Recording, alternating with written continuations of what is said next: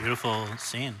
Now that was 2006. Also in 2006 was a movie that you have said, if I recall, is your favorite of all the roles that you have played. This is Chief Inspector Yule, a brilliant German inspector in Neil Berger's The Illusionist. Why? It's a great movie. What makes that so high on your list? I think even more than playing a talking orangutan, what I always wanted to play was a detective in something.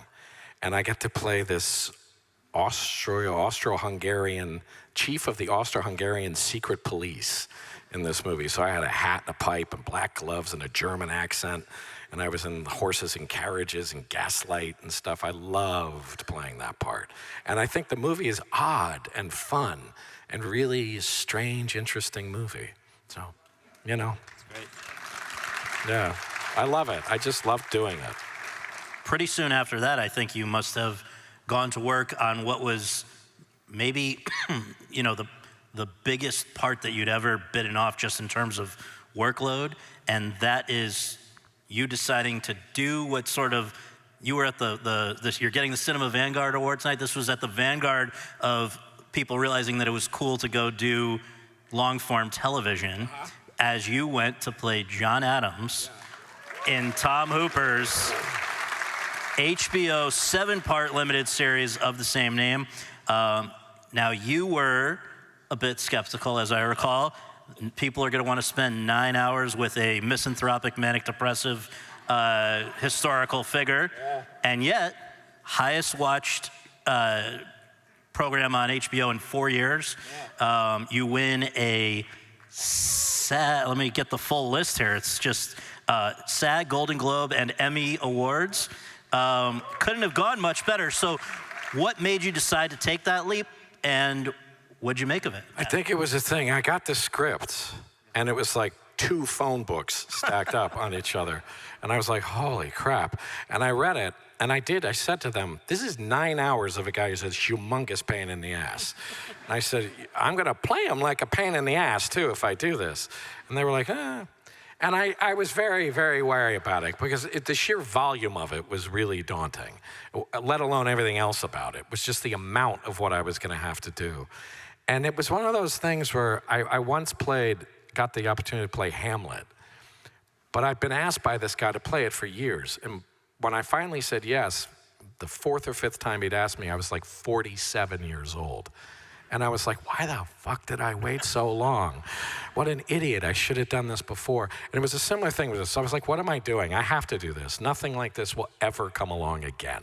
And nothing has. I mean, there's nothing else. I've never done anything like it again and never will.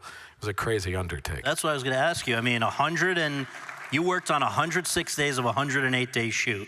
I had 1 day off, yeah. Okay, so. Yeah. Is it something, I guess that kind of answers the question that long form, I mean, because people since 2008, people who establish themselves in movies, as you have increasingly opted to go to TV. Part of that, I think, is that movies, the mid-range budget movies are evaporating and becoming TV series and limited series. But does TV still appeal to you? Yeah, sure, it does. I mean, this was unusual because this was when they still called this a mini-series. Yeah, right. This wasn't a limited series yet. Nobody was calling it that yet. So it was still thought of as something very unusual and different. And no, TV, absolutely. I mean, I always was interested in doing TV. I just didn't have a whole lot of people ask me to do it. And so this was cool. I was like, you're going to do a biopic, you're going to do an historical piece about this period. It needs to be 9-10 hours long. You know, so it was a great opportunity. I mean, you know, there was no reason, well, there were a lot of reasons not to do it. It was crazy to do it, but I had to do it, you know, so, I don't know. The year after that, you play Tolstoy's secretary in Michael Hoffman's Last Station, Christopher Plummer, Helen Mirren, you know, giants. And then, the year after that, you show up at the Toronto International Film Festival in one of the odder, stranger movies I've seen, but really you were incredible. Barney Panofsky, a thrice married TV producer, reflecting on his roller coaster life in Richard J. Lewis's Barney's version, an adaptation of the Canadian novelist Mordecai Rickler's novel. You have Dustin Hoffman as your dad. You've got 3 different wives in there, Rosamund Pike, Minnie Driver among them. You age backwards and forwards in over 3 decades. It's pretty out there. You won a Golden Globe, so the people who saw it really liked it. But this was talk about Barney Not a lot of people Panofsky. saw it. No, it was big in Canada and it was big in Italy.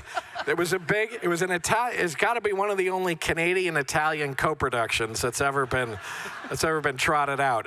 It's a great movie. It's a really epic movie. It's based on this really beloved Canadian novel. In Canada, it was a huge deal, and I was like kind of nervous about it. I'm like, you're hiring an American to play this very kind of iconic Canadian character, and for some reason, it's beloved in Italy. I don't know why.